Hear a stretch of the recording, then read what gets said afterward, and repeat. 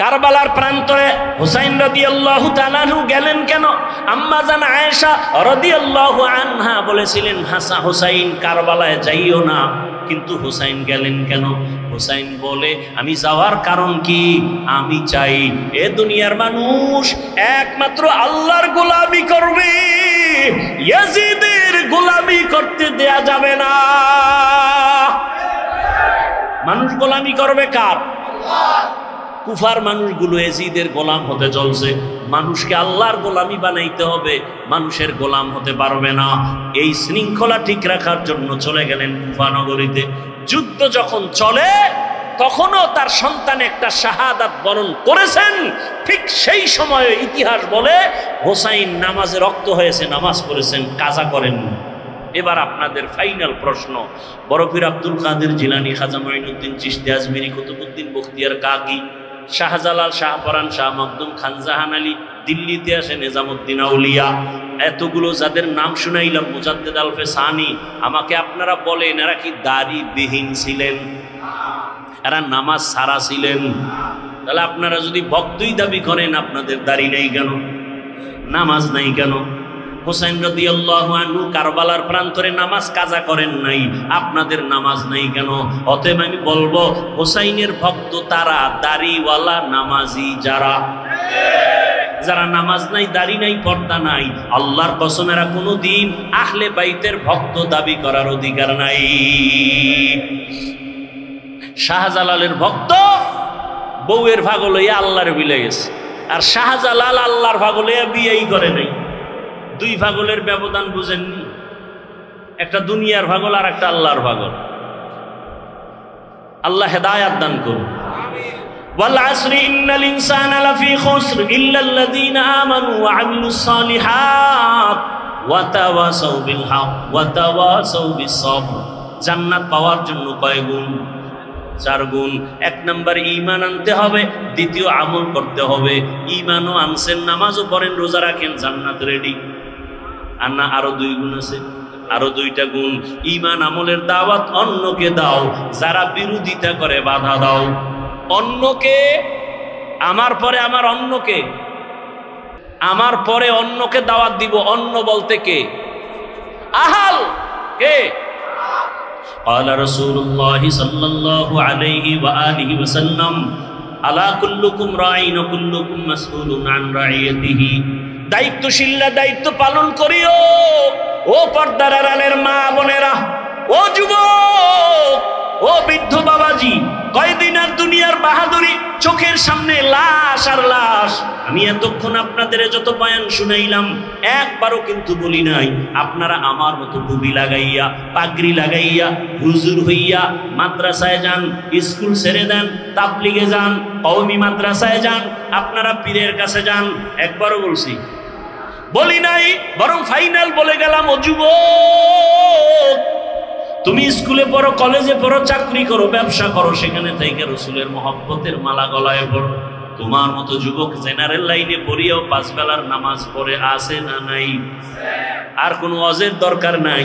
তুমি মনটাকে বুঝাইও, ওরে মন, আমার মতো জেনারেল লাইনে পড়ুয়া যুবক ছেলেটা যদি 5 ওয়াক্ত নামাজ পড়ে, স্কুলে পড়ে, কলেজে পড়ে, আমি কেন পারবো না?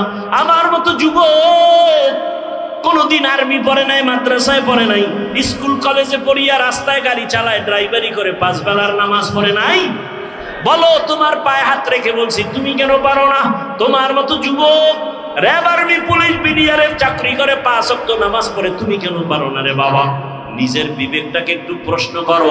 পর্দার আড়ালের আম্মা জান বোনেরা, আপনার মতো কত মা এই মাদকদি এলাকার মধ্যে এখনো পাওয়া যাবে, পর্দা করে, স্বামীর মাল হেফাজত করে, সন্তানগুলো আদর্শওয়ালা বানানোর প্রচেষ্টা করে, মোবাইলে সময় নষ্ট করে না। এরে আম্মা জান, আপনারা কেন পারবেন না? ও বোনেরা, আপনার মতো কত বোন লেখাপড়া করে, 5 ওয়াক্ত নামাজ পড়ে, পর্দা করে, মোবাইলে সময় নষ্ট করে না, আপনি কেন পারবেন না? পেছনের গুনাহ থেকে একটাই পথ আছে, তওবা করবেন। আল্লাহর কাছে তওবা করলে গুনাহ মাফ হয়ে যাবে। ও বাবাজিরা, ও যুবক বাবারা, আল্লাহর কাছে তওবা করো মন থেকে, মনে মনে বলো, হে মালিক, জীবনে মনের চাহিদা পূরণ করিয়া কত অন্যায় করে ফেলেছি, মনে চাইছে দাড়ি রাখবো না, রাখি নাই। মনে চাইছে নামাজ পড়বো না, পড়ি নাই। মনে চাইছে পার্কে পার্কে ঘুরবো, দৌড়ায় পার্কে চলে গেছি। মনে চাইছে আমি নেশা পান করবো, নেশা পান করেছি। মনে চাইছে মা বাবার সাথে বেয়াদবি করব, করেছি। মনে চাইছে শিক্ষকের সাথে বেয়াদবি করব, করেছি। মনে চাইছে আলেমদের বিরোধিতা করব, করেছি। ও আল্লাহ, বুঝতে পারি নাই। আজকে থেকে তওবা করতে চাই। আমার মতো যুবক যদি জেনারেল লাইনে থাকিয়াও দিনের উপরে নবীর আদর্শ মেনে চলে, আমিও তৈরি হয়ে গেলাম। আর নামাজ ছাড়বো না, দাড়ি কাটবো না, বেপরদায় চলবো না, মা বাবার সাথে বেয়াদবি করব না, শিক্ষকের সাথে বেয়াদবি করে বরদোয়া নিব না, ওলামায়ে কেরামের পরামর্শ নিয়া নবীর তরিকা আদর্শ মেনে জীবন চালাবো। নামাজ পড়বো, দাড়ি রাখবো, পর্দা করব, ওলামায়ে কেরামের পরামর্শ নিয়ে নবীর আদর্শ মেনে চলবো। তওবা করার মতো যদি অন্তর তৈরি হয়, মুনাফিকি যদি অন্তরে না থাকে, খাঁটি নিয়তে দুটো হাত আমার আল্লাহকে দেখাইয়া দাও। আয় আল্লাহ, হাতগুলো কবুল করে নেন, তওবা কবুল করে নেন, তওবার উপরে মজবুত হইয়া চলার তৌফিক দান করেন, আমিন। ইন্নাল ইনসানা লাফি খুসর, নিশ্চিত পৃথিবীর সব মানুষগুলো জাহান্নামে যাবে। কে বলতেছেন? শপথ করে বললেন। আল্লাহ তাআলা বারবার আরো কত জায়গায় শপথ করেছেন। আমরাও মাঝে মাঝে শপথ করি না কেন ভাই? কথাটা এমন, বলে বিশ্বাস করি না, বলে কসম। হ্যাঁ, এখন বিশ্বাস করি। তাহলে আমাদের কসমের মূল টার্গেট সন্দেহ দূর করা। আল্লাহ কসম করেছেন, কোরআনের মধ্যে সন্দেহ আছে, তা দূর করার জন্য। হ্যাঁ, সন্দেহ আছে কোরআনে। যালিকাল কিতাবু লা রাইবা ফীহ, কোরআন এমন একটা কিতাব যার মধ্যে কোনো ভুল আছে, কোনো ভুল। এই কালামে জিন্দা কুরআনে হাকীম তাকাসারা আনহু আফহামুর রিজালি ওয়া কুরআ কালামুল্লাহ বশনো কদিমাস্তি নইনো। আল্লাহর কোরআন এমন এক কিতাব যার মধ্যে কোনো ভুল নাই, কোনো মিথ্যা, কোনো সন্দেহ নাই। কেন? যিনি কোরআন অবতীর্ণ করেছেন তিনি আমার আল্লাহ। কেমন আমার আল্লাহ? যে আল্লাহর মধ্যে কোনো মিথ্যা নাই। আল্লাহ মিথ্যা কথা বলেন? যার কাছে অবতীর্ণ করেছেন তিনি কে? রাহমাতুল লিল আলামিন। কেমন তিনি ভুলে একটা মিথ্যা কথা বলেন নাই? নবী মিথ্যা বলছেন, যে কারণে রসুলের দুশমনরা পর্যন্ত তাকে উপাধি দিয়েছিলেন কি? আল আমিন। কি? আল আমিন না, আল আমিন। আল আমিন। সত্যবাদী আমার রহমতের নবী। কেমন সত্যবাদী! হায়াতে কোনদিন ভুলেও একটা মিথ্যা কথা বলেন নাই। কেমন আদর্শের নবী আমার! জীবনে কোনদিন কাউকে একটা গালি পর্যন্ত দেন নাই। হাজারো গালি নবী সামনে বসে শুনছেন, কোন ইহুদির একটা গালির জবাব পর্যন্ত রহমতের নবী দেন নাই। রহমতের নবী আমার কোনদিন দুটো চোখ মুবারক গরম করে কারো দিকে তাকান নাই। কারণ রহমতের নবী চোখ গরম করে যদি কারো দিকে তাকায়, সাথে সাথে লোকটা পুরিয়া ছাই হয়ে যাবে। কারণ রহমতের নবীর চোখের মধ্যে অনেক পাওয়ার। তাকাইয়া যদি রাগ মেজাজে তাকায়, তাহলে পুরিয়া ছাই হয়ে যাবে। চোখের মধ্যে কি আছে? পাওয়ার আছে। ক্বালা রাসূলুল্লাহ সাল্লাল্লাহু আলাইহি ওয়া আলিহি ওয়াসাল্লাম, রহমতের নবী বলেন, ইত্তাকু ফিরাসাতাল মুমিন। মুমিনদের ফেরাসাতের পাওয়ার, কলবের পাওয়ার অনেক বড়। তোমরা এই বিষয়ে সতর্ক। ফাইন্নাহু ইয়ানজুরু বিনুরিল্লাহ। তোমরা চামড়ার চোখে যা দেখো, তারা অন্যভাবে অনেক কিছু তারা দেখেন।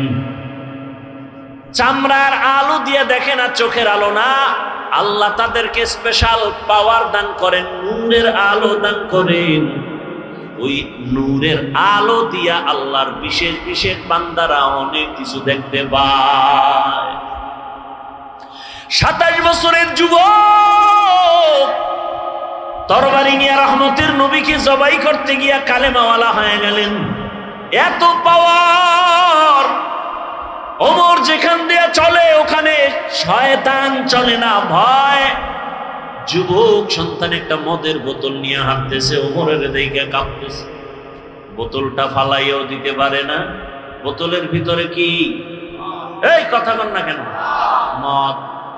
ওমরের দিকে ভয়। যুবক কলব দিয়া মালিকের ডাক দিছে, মালিক তুমি ওমরের হাত থেকে বাঁচায় দাও, জীবনে আর কোনোদিন মদের বোতল হাতে নিব। ওমর সামনে এসে কয়, রে যুবক হাতের বোতলটা দেও। যুবক ভয়ে বোতল দেয় না, কয় দেখি। যুবক কাঁপতেছে, কয় ভয় পাইস না। ওমর বোতলটা নিয়ে তাকায়, দেখে যেই বোতলের মধ্যে মদ ছিল, নজর করে দেখে পুরা বোতলটাই সাদা দুধে ভরপুর হয়ে গেছে। কার কুদরত? আল্লাহ এই পরিমাণ পাওয়ার তার আপন বান্দাদের দান করেছেন। এই পাওয়ারের নাম কোরআনের ভাষায় ফুরকান, এই পাওয়ারের নাম হাদিসের ভাষায় ফেরাসাত। এই পাওয়ার আল্লাহর বিশেষ বান্দাদের দান করেন। অনেক কিছু বান্দাকে আল্লাহ জানায় দেন এই পাওয়ারের মাধ্যমে। দেখেন এই পাওয়ার আল্লাহ কোনো বেনামাজিকে দিবেন না, এই পাওয়ার কোনো মারাত্মক গুনাহ করনেওয়ালাকে দিবেন না। আল্লাহ এই পাওয়ার তাকেই দিবেন যেই বান্দা তাকওয়ার পাওয়ার নিয়ে মুজাহাদা করে। আর কে দারাত খৌফে হকদার দিল মদন জান্নাতুল মাওয়া দেহত রামাকা। আল্লাহ শপথ করেছেন, অন্য অন্য জায়গায় শপথ করেছেন। আল্লাহ শপথ কেন করেছেন? সন্দেহ দূর করার জন্য না, বরং আল্লাহ বুঝাইতেছেন সেই জিনিসের শপথ করছি জিনিসটা বড় দামি। শপথের পরে যা বলবো কথাগুলো বড় দামি, অন্য কথার তুলনায় কথার গুরুত্ব আরো বেশি, তা বুঝাবার জন্য আল্লাহ শপথ করেন, ওয়াত্তিন ওয়াজ্জাইতুন ওয়া তুরি সিনিন وهذا البلد الأمين لقد خلقنا الإنسان في أحسن تقويم ثم رددناه أسفل سافلين إلا الذين آمنوا وعملوا الصالحات والسماء ذات البروج واليوم الموعود وشاهد ومشهود والشمس وضحاها والقمر إذا تلاها والنهار إذا جلاها والليل إذا يغشاها والسماء وما بناها والأرض وما طحاها ونفس وما سواها فألهمها فجورها وتقواها قد أفلح من تزكى। আল্লাহ বারবার শপথ করেছেন, লা উকসিমু বিয়াউমিল কিয়ামা ওয়া লা উকসিমু বিন-নাফসিল লাওয়ামা ইযা ওয়াকাতিল ওয়াকিআ লাইসা লিওয়াকাতিহা কাযিবা। আল্লাহ আসমানের শপথ করেন, ওয়াদ-দুহা ওয়াল-লাইলি ইযা সাজা মা ওয়াদ্দাআকা রাব্বুকা ওয়া মা ক্বালা ওয়ালাল আখিরাতু খায়রুল লাকা মিনাল উলা। আল্লাহ আসমানের শপথ করেছেন কেন? বলে আসমান বড় দামি এক সম্পদ। জমিনের শপথ কেন? বলে জমিন একটা দামি, আল্লাহর কাছে বড় দামি সম্পদ। সূর্যের কসম, সূর্যের আলোর কসম, সূর্য একটা দামি সম্পদ, অমূল্য সম্পদ। আল্লাহ দিনের আলোর কসম করেছেন, দিন বড় দামি এক সম্পদ, তার আলো বড় দামি সম্পদ। আল্লাহ তিনের কসম করেছেন, তিন বড় দামি এক সম্পদ। জৈতুনের কসম করলেন, বড় দামি সম্পদ। তুর পর্বতের কসম করলেন, বড় দামি সম্পদ। নিরাপদ শহর মক্কা নগরীর কসম করেছেন, বড় দামি একটা সম্পদ। আসরের শপথ করেছেন, আসর বড় দামি একটা সম্পদ। আল্লাহ বলেন আসর কেমন দামি? বলে এটাকে যারা গুরুত্ব দিবে, মূল্য দিবে, তারাও হয়ে যাবে দামি, জিরো থেকে হিরো হয়ে যাবে। আসর বড় দামি এক সম্পদ। যারা এই সম্পদটাকে কাজে লাগাবে তারাও দুনিয়াতে বাদশা, আখিরাতেও বাদশা। এই কসমের পরে যে কথা সামনে বলবেন, এই কথাগুলো কি? ইন্নাল ইনসানা লাফি খুসর, দুনিয়ার সব মানুষগুলো জাহান্নামী। তুমি সন্দেহ করবা? না, শপথ করে আল্লাহ আবার তাকিদ দিয়া বললেন, নিশ্চিত দুনিয়ার যত মানুষ আছে সব জাহান্নামে যাবে। ইন্নাল ইনসান আলিফ লাম ইস্তিগরাকি, সব মানুষ জাহান্নামী, একজনও বাদ নাই। কথা শেষ না আরো আছে? কি আছে? ইল্লা, কিন্তু। কিন্তু কি বলে? 4 গুণওয়ালারা জাহান্নামী না। কয় গুণওয়ালা? 4 গুণ। প্রথম গুণ ইল্লাল্লাযীনা আমানু, 1 নাম্বার ঈমানওয়ালা। দ্বিতীয় গুণ তাদের শুধু 1 গুণই না, 4 গুণ থাকতে হবে সমান। ঈমান, নেক আমল। 3 নাম্বার গুণ হলো ঈমান আমলের দাওয়াত, নিজে ঈমান আনো, আমল করো। 3 নাম্বার গুণ হলো ঈমান আমলের দাওয়াত, অন্যকে দাও। 4 নাম্বার গুণ হলো যারা ঈমান আমলের বিরোধিতা করে তাদের বাধা দাও। প্রথম 2 গুণের সম্পর্ক বান্দার সাথে আর আল্লাহর সাথে।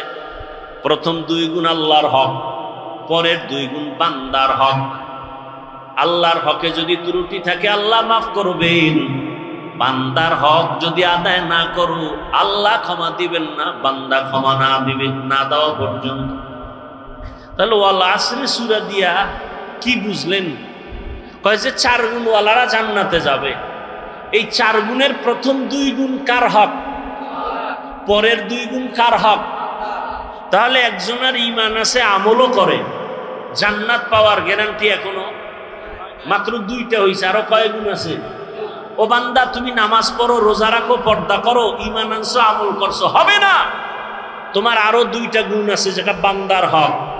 কি? অন্যকে ঈমান আমলের দাওয়াত দাও, যারা বিরোধিতা করে বাধা দাও। তাহলে আপনি নামাজ পড়েন, আপনার মাইয়া পর্দা করে না, আপনার ছেলে দাড়ি রাখে না, সুদের টাকায় ব্যবসা করে, একদিকে দাওয়াত দিতে হবে, অন্যদিকে বাধাও দিতে হবে। বান্দার হক। এজন্য কিয়ামতের ময়দানে প্রত্যেক সন্তান পিতামাতার বিরুদ্ধে আল্লাহর আদালতে মামলা দিবে। রব্বানা ইন্না আতা'না সাদাতানা ওয়া কুবারানা ফাআদাল্লুনাস সাবিলা। আল্লাহ বলবেন, এরে সন্তান নামাজ পড়ছো, বলবে পড়ি নাই। রোজা রেখেছো, রাখি নাই। কেন? বলে আমার কোনো দোষ নাই, সব আমার মুরব্বী, নেতা, মা বাবা। আমার মা বাবা আমাকে নামাজের দাওয়াত দেয় নাই, মা বাবা আমাকে রোজার দাওয়াত দেয় নাই। আল্লাহ তখন বলবে, বান্দা তোরে বিবেক দিছি, বিবেকটা দিয়ে কাজ করো নাই কেন? কত সন্তান মা বাবা চায় না নামাজ পড়বে, কিন্তু সন্তান জোর করে নামাজি হয়ে গেছে, তুই হইলি না কেন? তখন বলবে ভুল হয়ে গেছে। আল্লাহ বলবে আজকে ভুলের বিচার হবে। বিবেকটারে সঠিক কাজে লাগাও নাই, বিবেকের বিচার হবে। ইন্নাস সামআ ওয়াল বাসারা ওয়াল ফুআদ কুল্লু উলাইকা কানা আনহু মাসউলা। বিবেকের বিচার। তখন সন্তান আল্লাহর কাছে আরেকটা আবদার করবে, হে মালিক, যেই মা বাবার অবহেলার কারণে আমি নামাজি হতে পারি নাই, যেই মা বাবার অবহেলার কারণে রোজা রাখতে পারি নাই, আমারে যদি তুমি ইনসাফের বিচার করো, আমার একটা আবদার হলো, রব্বানা আতিহিম জিফাইনি মিনাল আযাব ওয়ালআনহুম লা'নান কাবীরা। আমারে যেই শাস্তি দিবা তার ডবল শাস্তি আমার মা বাবাকে দিতে হবে। ও হাজী সাহেব, ভিআইপি প্যাকেজের হাজী, ছেলে বেপর্দায় চলে, মেয়ে বেপর্দায় চলে, কোনদিন দাওয়াত দেন নাই। বরং অনেক সন্তানরা রমাজানে রোজা রাখতে চায়, বাবা বাধা দেয়, চেহারা নষ্ট হয়ে যাবে। এরকম বাপ আছে না? চেহারা নষ্ট হয়ে যাবে। ওই বাবাকে যদি বলি, মোবাইল চালাইয়া তোমার সন্তানের চেহারা নষ্ট হলো, বলো কোন মেডিসিন দিয়া ভালো করবা? মাদকদের মুসলমান কসম করে বলে যাই, লিখে রাখি, ওরে মুমিন, দুনিয়াতে কত ডাক্তার বের হয়েছে, খালি বুঝায় কম খা, ডায়েট কর, শরীর কন্ট্রোল করো, খানা কন্ট্রোল করো, অনেক দিন বাঁচতে পারবা, সুস্থ থাকবা। ওয়াল্লাহি বিল্লাহি তাল্লাহি, আল্লাহর কসম একবার, আল্লাহর কসম দুইবার, আল্লাহর কসম তিনবার করে বলে গেলাম। তবে দুনিয়ার ডাক্তারদের ডায়েট করার এত থিওরির দিকে আগাইতেছিল মানুষ, যা কয় তাই শুনে। একজনে সেদিন ভাত খাওয়া বন্ধ করছে, যদি কয় ঘুমও সাইরা দিবে, ঘুম সাইরা দিবে। রসুল বলেন এমন এক ডায়েট আমি দিয়ে দিলাম, যে ডায়েট করলে কলবেরও পাওয়ার বাড়বে, শরীরেরও পাওয়ার বাড়বে। তাহলে ভালো কোনটা? দুনিয়ার ডাক্তারেরটা না রসুলেরটা? এ আশেকে রসুল মানবেন নি? রসুলের দেওয়া ডায়েট কি? সোমবার রোজা রাখো, বৃহস্পতিবারে রোজা রাখো। রোজা রাখলে দুনিয়ার সমস্ত চিকিৎসা বিজ্ঞানীরা একমত, শরীর সুস্থ রাখার একমাত্র পথ রোজা। রোজা রাখলে শরীরও সুস্থ থাকে, কলবে রুহের পাওয়ার বাড়ে। কলবেরও কি বাড়ে? পাওয়ার বাড়ে। হিন্দু ডাক্তারের বিষয়ে বিশাল আর্টিকেল লিখেছে গত রমাজান। ডায়েট করতে চান? শ্রেষ্ঠ ডায়েট রসুলের দেওয়া রোজার আমল করেন, দেখবেন সোমবার বৃহস্পতিবার রোজা রাখবেন, খানাও ঠিক থাকবে, শরীরও ঠিক থাকবে, কন্ট্রোলে চলে যাবে। বুঝেন না কথা? আর অন্য ডায়েট কইরা, আমি বদনাম বলি না, আমি যতজন দেখছি যে ডায়েট করে, এটি সব মরণের বিছনায় হাজির। আমি যতজন দেখছি সব বেতাল অবস্থা। খানা দানা কমাইয়া শরীর টিকবে না, খেতেও হবে, কন্ট্রোলে রেখে খাবেন। বরকতকে দিবেন, এই খানার বরকত ডাক্তার দেয় না, আল্লাহ দেয়? আল্লাহ দেয়। দেখেন না, একই পাতিলায় রান্না হয়, আম্মা জান রাঁধুনি রান্না করেন, একই আগুনে রান্না, একই তেল মশলা। কে রান্না করেন? কে রান্না করেন? মায়ের পাক খাওয়াও তো ভাগ্যের ব্যাপার, অনেকের কপালে নাই। কাজের বুয়ার ভাগ খাইব, হের পবিত্রতা, হাত পাক, বডি পাক। মা রান্না করেন একই চুলায়, একই তরকারি, একই মশলা, একই খানা, একই দস্তারখানে। আম্মা আব্বা ভাই বোন আমরা সবাই খাই। দিন দিন আমার আব্বা আম্মা হয় দুর্বল, আমরা হই সবল। দেখছেননি কারবার? এই জ্ঞানীরা অনেক বুদ্ধি নিয়ে চলেন, বলেন একই খানা, একই তরকারি, একই মশলা, মা বাবায় খাইয়া শক্তিশালী হয় না দুর্বল? আর আমরা কুদরত কার? কাদের কুদরত দারি বরকামাত, আনতা রব্বি আনতা হাসবি যুল জালাল তুহি কাদের, জলিলুল্লাহ জাহাদাত বহর হালে তুহি মেরা নিগাহদার। রোজা রাখার নিয়ত করা যায় না? শরীর সুস্থ রাখার জন্য যদি চান তো রোজা রাখেন। আবার অনেক রোজাদার এমন আছে যে চিন্তা করে সারাদিন তো খাওয়ান নাই, তো সাহারির টাইমে খালি ভর্তিই থাকে, খাইতে খাইতে খাইতে খাইতে আজান দেয় তখনও লোকমা শেষ হয় না, খাইয়ে জায়গায় হইয়া গেছে, আর দাঁড়াবার শক্তি নেই। চিন্তা করছে তুই পরেরটাও ঢুকাই, এই খাওয়া খাইলে হবে? রসুল একটু পানি দিয়া সাহারি করে ফেলছে, একটা খেজুর দিয়ে ইফতারি হয়ে গেছে। ওই মুরব্বীরা বলতেন তিনটা জিনিস বাড়াইলে খালি বাড়ে। কয়টা জিনিস? কয়টা বাড়ে? তিনটা জিনিস যত বাড়াবেন তত বাড়বে। আহার, নিদ্রা, ভয়। খাওয়ান যত বাড়াবেন বাড়তেই থাকবে, ঘুম যত বাড়াবেন বাড়তে থাকবে, ভয় যত বাড়াবেন ততই বাড়তে থাকবে। আপনি ভয় করতেছেন যে কি বললে কি হবে, না, ভয়কে জয় করবে, এর নাম মুসলমান। ভয়কে হাত থেকে আলেমরা এতটুকু পাহারাদারি করবেন, কোন চোর, কোন দুর্নীতিবাজ, চান্দাবাজ, ধান্দাবাজ এ দেশের কোনো ক্ষতি করতে পারবে না, এ জাতির কোনো ক্ষতি করতে পারবে না ইনশাআল্লাহ। এই গ্যারান্টি দেওয়ার সম্ভাবনা আছে না নাই? আছে। তবে আপনাদের এক হতে হবে, আমাদের এক হতে হবে, দূরত্ব কমাইতে হবে, মুসলমান কালেমার এক পতাকায় আসতে হবে। আপনাদেরও সহযোগিতা করতে হবে, করবেন না? আপনাদের সহযোগিতা কি? ফেসবুকে বিভিন্নভাবে আলেমদের বিরোধিতা করবেন, এটা হলো বড় সহযোগিতা। এই ভক্ত টক্তরা সব উল্টা পাল্টা করে ফেল, কানে আইসা কা হুজুর অমুক হুজুরে তো আপনার সাইজ করে দিচ্ছে, বানাই সানাই কিছু কইছে, হুজুরের তো মানুষ হিসাবে শরীরে রক্ত গরম, মাথাও গরম। কি ওরে অনেক ভালো জানতাম, এই কথা বলছে? হ্যাঁ, আচ্ছা ঠিক আছে। যদি ফেসবুক চালায় হুজুর তো তোর জাগাত বিসমিল্লাহ সারা লিখে দিবি 2 কলম, ইশারা ইঙ্গিতে। আমি আলেম ওলামাদের থেকে এটা আশা করি না।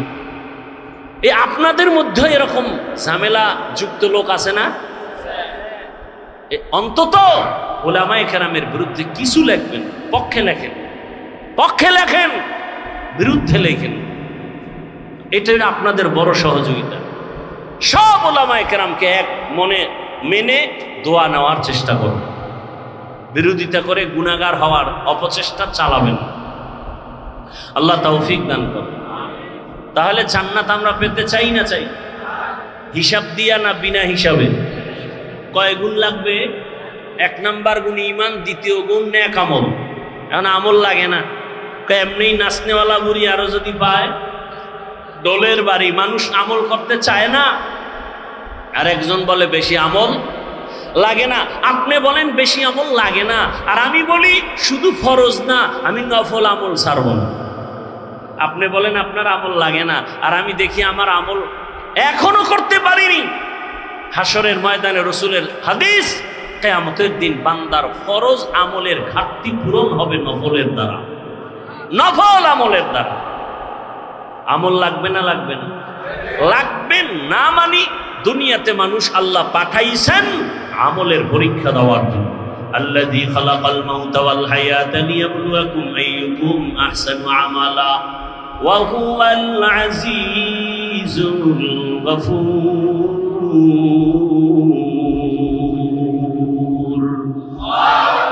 ঈমান আর আমলের এই 2টা দায়িত্ব পালন করার পর এরপরে দায়িত্ব ঈমান আমলের দাওয়াত অন্যকে দিব। ঈমান আমলের দাওয়াত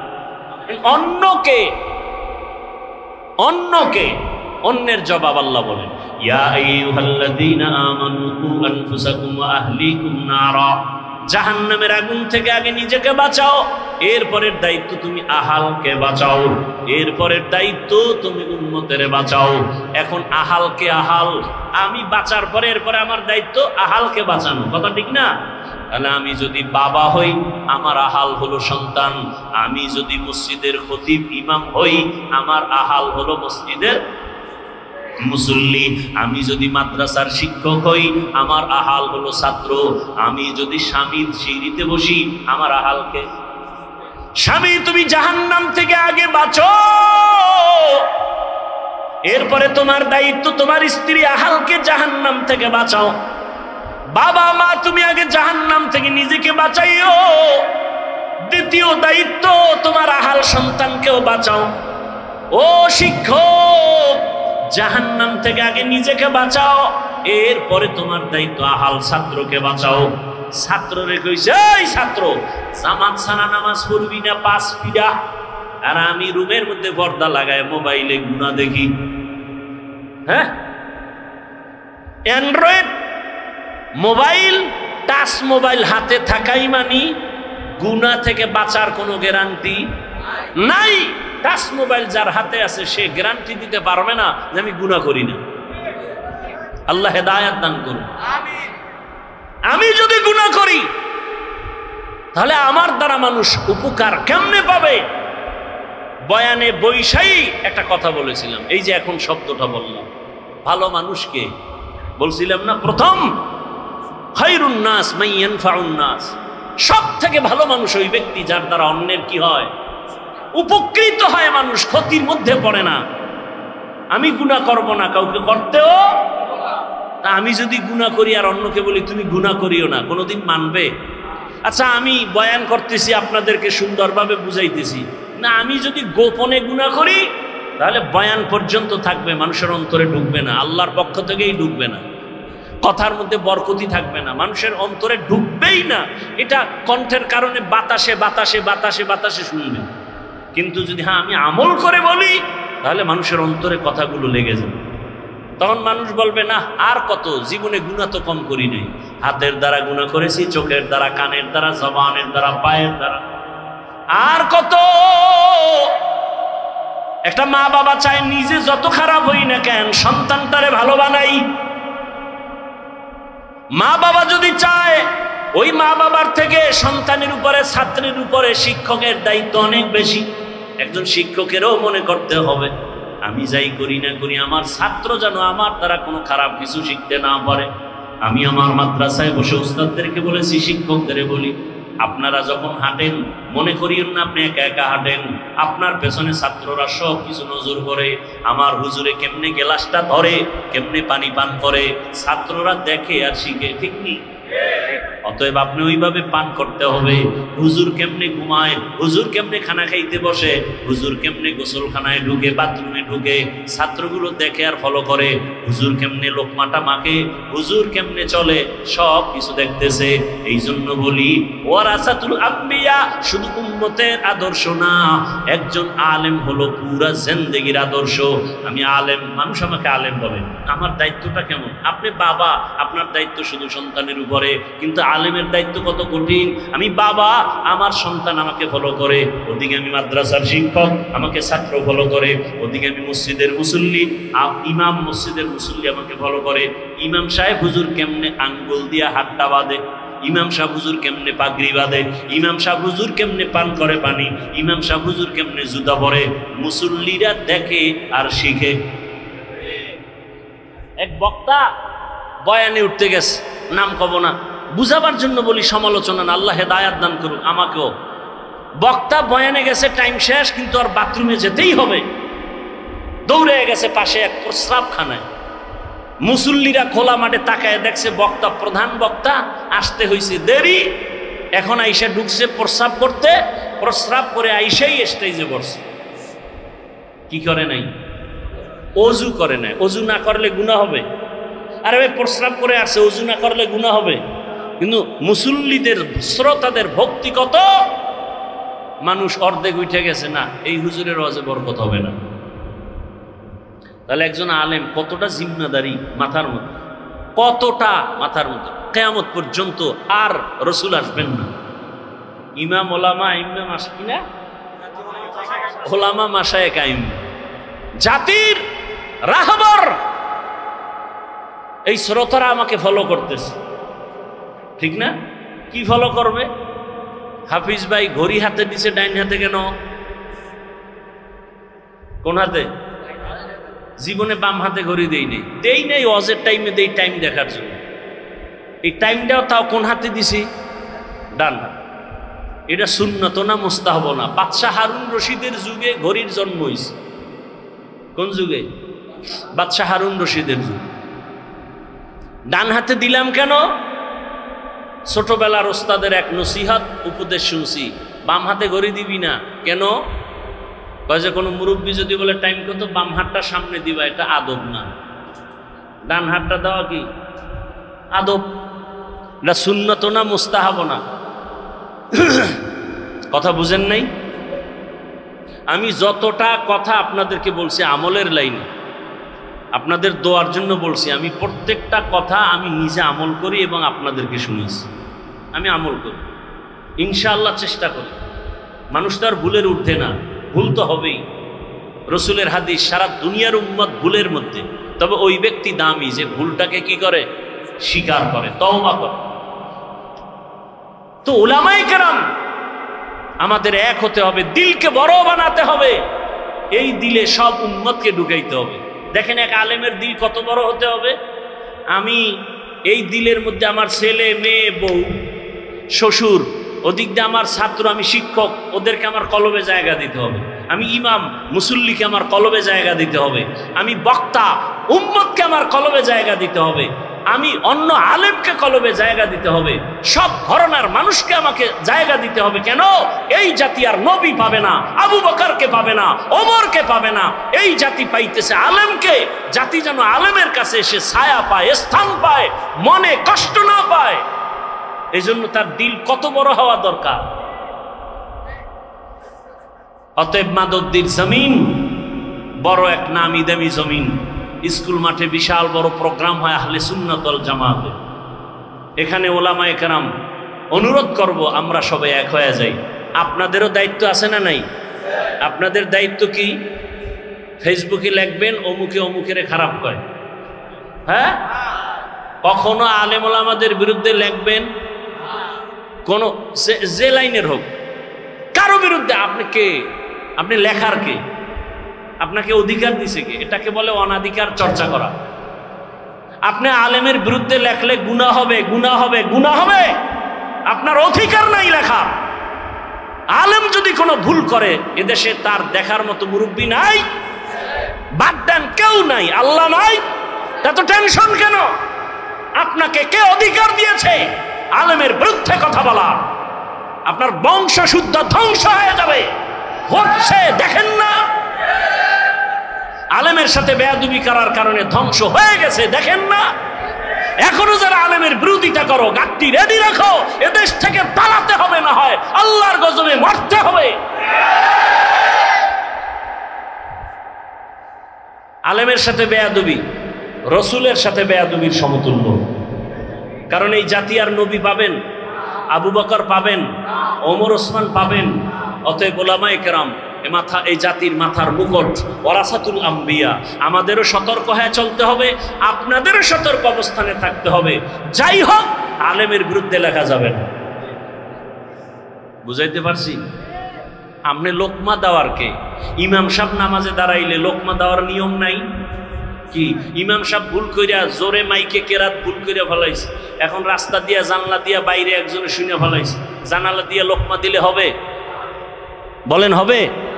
ওটা লোকমা হবে না বেয়াদবি হবে? অতএব ওলামায়ে কেরামের ভুল ধইরা ফেসবুকে যারা লেখে এরা বেয়াদব। বলেন এরা কি? শুধু বেয়াদব না, নিকৃষ্ট বেয়াদব। শুধু বেয়াদব না, নিকৃষ্ট বেয়াদব। ফেসবুক কি সমাধানের পথ? নিজের ক্ষতি টেনে আনবেন না, নিজের ক্ষতি টেনে আনবেন না। যে লাইনের আলেম হোক, একসাথ করার চেষ্টা করবেন, এক জায়গায় বসাবার চেষ্টা করবেন, মহব্বতের বন্ধন দেওয়ার চেষ্টা করবেন, দোয়া নেওয়ার চেষ্টা করবেন। কখনো যেন আলেম দূরে না থাকে। এ দেশের আলেম যদি এক হয়, এই মুহূর্তে যদি এ দেশের উলামায়ে কেরাম এক হয়, বাংলার জমিনে 50 বছর পর্যন্ত আলেমের চোখের দিকে তাকায় বাংলাদেশে কথা বলার কোনো সন্তান নাই। এই জন্যই তো চোর দুর্নীতিবাজের ঘুম নাই। এই দেশে ইসলাম চায় না কারা? দুর্নীতিবাজ যারা। এই দেশে ইসলাম চায় না কারা? চোর ডাকাত যারা। এই দেশে ইসলাম চায় না কারা? মা বাবার অভিশপ্ত সন্তান যারা। মা বাবার অভিশপ্ত সন্তানেরা ইসলাম চায় না। চোর যারা, চুরি করার অভ্যাস, ওরা ইসলাম চায় না। দুর্নীতিবাজেরা ইসলাম চায় না। মানুষ হত্যা যারা করে এরা ইসলাম চায় না। ইসলাম আসলে শান্তি ওই গুন্ডায়ও জানে, ইসলাম আসলে শান্তি এটা দুর্নীতিবাজও জানে। মানে না কেন? ওদের পেটের ক্ষুধা নিবারণ হবে না। কিন্তু দুঃখ, আমরা এক হতে পারতেছি না। বেশি বেশি দোয়া করা উচিত, আল্লাহ আমাদের ওলামায়ে কেরামদেরকে এক বানায় দেয়। মুরব্বী ওলামায়ে কেরাম এক হয়ে গেলে জাতির কল্যাণ ফিরে আসবে। কথা ঠিক না? ইনশাআল্লাহ আমরা আজকে একটা শপথ করে যাব, কারো উপকার করতে পারি আর না পারি, ক্ষতি করব না। আর কোনো ওয়াজের দরকার নেই। আমরা কারো উপকার করতে পারি আর না পারি, ক্ষতি করব না। আমরা কারো প্রশংসা করতে পারি বা না পারি, বদনাম করব না ইনশাআল্লাহ। আমরা কারো প্রশংসা করতে পারি আর না পারি, কি করব না? বদনাম করব না। আল্লাহ তৌফিক দান করুন। বয়ান সারা রাত করলে সারা রাত করা যাবে, কিন্তু আমলের দরজা তো সব ছোট দিকে হয়। এই এখন বয়ান শুনে ফজরের নামাজ যদি না পড়েন, ফায়দা হবে? বলেন। বলতে চাইছিলাম কয়েকটা কথা, সময় নাই আর আপনাদের ধৈর্যও নাই। এই মাসটা চলতেছে আরবি নববর্ষের মাস, মুহররম। কি মাস? এ জাতি জানেও না। এ জাতি জানে কি? পহেলা বৈশাখ, যেদিন 30 টাকার এক পিস ইলিশ বেচা হবে 1000 টাকা। যারা বেচে এরাও জালেম, যারা কিনে খায় এরাও জালেম। কি বুঝলেন? ইলিশ খাওয়া জালেম। পান্তা ইলিশ খাওয়া অনেক বরকত, আমিও খাই। কিন্তু ওই দিনই খেতে হবে 30 টাকার ইলিশ 1000। এটা জুলুম, এটা গুনাহ। আর একদিন তারা উৎসব করবে, আবার আসতে একটা গেছি, আর একটা আসতেছে কি 31st নাইট, এর পরের দিন আবার নববর্ষ ইংরেজি। মুসলমানের নববর্ষ আরবি মুহররম, এ নিয়ে কথা নাই। হ্যাঁ, ওই কারবালার ঘটনা নিয়ে কিছু আলোচনা আছে, আর খবর ব্যাস। আমাকে বলেন, আমি এ বিষয়ে অনেক কথা বলতে চাইছিলাম, ভুলে গেছি। যাই অল্প 2 মিনিট একটা কথা বলি। কারবালার প্রান্তরের ঘটনা ঘটেছে রসুলের ইন্তেকালের 61 হিজরি বলা হয়, অর্থাৎ রসুলের ইন্তেকালের 60 বছর প্লাস এরপরে ঘটছে কারবালার ইতিহাস। কিন্তু মুহররমের সম্মান আসমান জমিন সৃষ্টির দিন থেকেই শুরু।